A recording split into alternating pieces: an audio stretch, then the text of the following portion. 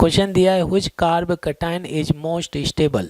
ये सभी आपके कार्ब कैटायन डले हुए हैं और इनमें सबसे स्टेबल कंपाउंड हमें कार्ब कैटायन आइडेंटिफाई करना है।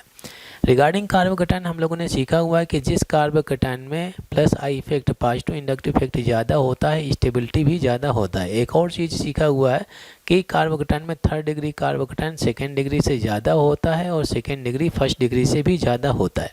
ठीक है, और अगर हमें इन डिग्री को देख कर के स्टेबिलिटी ना पता चले तो हम हेल्प कर लेते हैं किसका, हाइपर कंजुगेशन का। जिस कार्ब कैटायन में हाइपर कंजुगेशन ज़्यादा होता है उस कार्ब कैटायन की स्टेबिलिटी ज़्यादा होती है।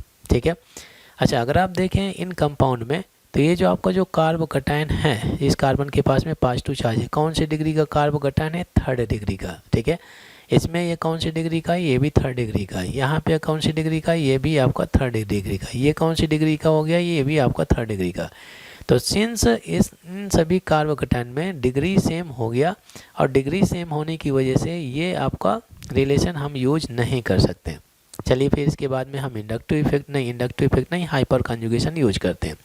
ये जो आपका डिफरेंट डिग्री का कॉन्सेप्ट मिलता है हमें मिलता है इंडक्टिव इफेक्ट से। ठीक है, अब हाइपर कंजुगेशन में अगर आप देखें ये जो कार्बन डला हुआ है इस कार्ब कैटायन का जो नेक्स्ट कार्बन है हम उसे हम अल्फा कार्बन बोलते हैं। इधर भी जाएंगे तो ये भी आपका अल्फा कार्बन और इधर जाते हैं तो ये भी आपका अल्फा कार्बन।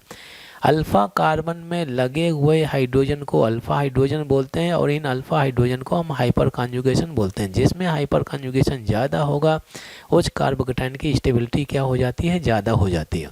ठीक है, अब काउंट कर लेते हैं अल्फा हाइड्रोजन। अल्फा कार्बन में लगे हुए हाइड्रोजन को क्या बोलते हैं, अल्फा हाइड्रोजन बोलते हैं। ठीक है, तो यहाँ पे अगर आप देखें ये आपका एक अल्फा हाइड्रोजन प्रेजेंट है। इसमें कितना alpha hydrogen, 2 alpha hydrogen present है। इस कार्बन ने 3 बॉन्ड बना के रखे हैं तो यहाँ पर एक अल्फा हाइड्रोजन हो गया। ठीक है, total number of alpha hydrogen कितने होंगे, 1 + 1 + 2 कितना हो गया, 4 अल्फा हाइड्रोजन हमें मिल जाता है।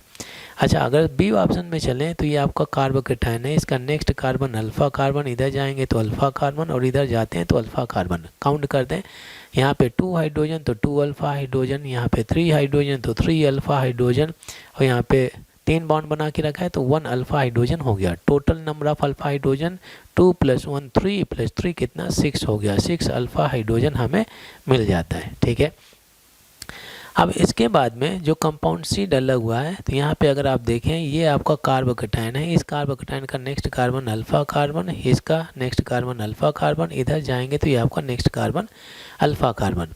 यहाँ पे कितने हाइड्रोजन है, 3 तो 3 अल्फा हाइड्रोजन मिल गए। यहाँ पे कितने होने चाहिए, 2 अल्फा हाइड्रोजन, यहाँ पे कितने हो जाएंगे, 3 अल्फा हाइड्रोजन हो गए।